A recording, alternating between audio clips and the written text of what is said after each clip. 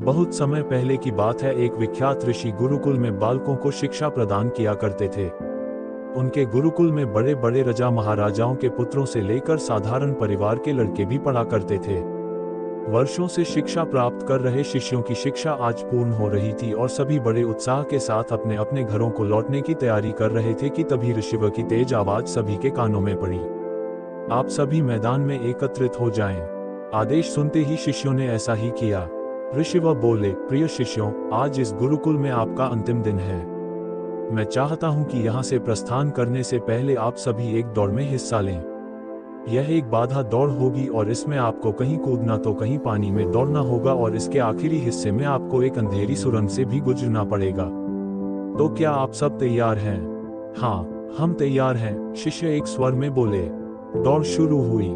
सभी तेजी से भागने लगे। वे तमाम बाधाओं को पार करते हुए अंत में सुरंग के पास पहुंचे।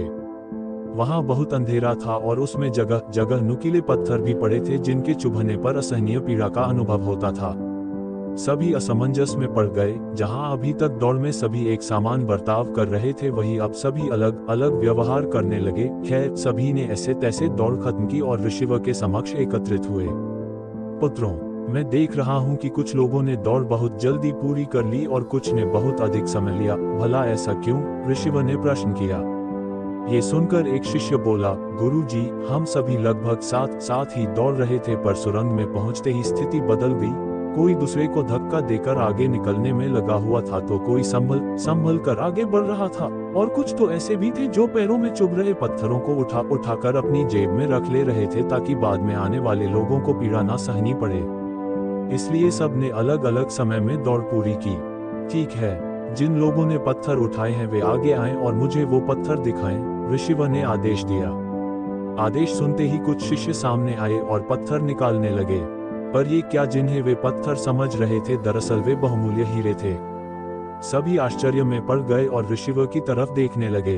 मैं जानता हूं आप लोग इन हीरों के देखकर आश्चर्य में पड़ गए हैं। ऋषिव बोले, दरअसल इन्हें मैंने ही उस सुरंग में डाला था और ये दूसरों के विषय में सोचने वालों शिष्यों को मेरा इनाम है। अतः यहाँ से जाते जाते इस बात को गांठ बांध लीजिए कि आप अपने जीवन में सफलता की जो इमारत खड़ी करें उसमें परोपकार की ईंटें लगाना कभी ना भूलें। अंततः वही आपकी सबसे अनमोल जमा पूंजी होगी।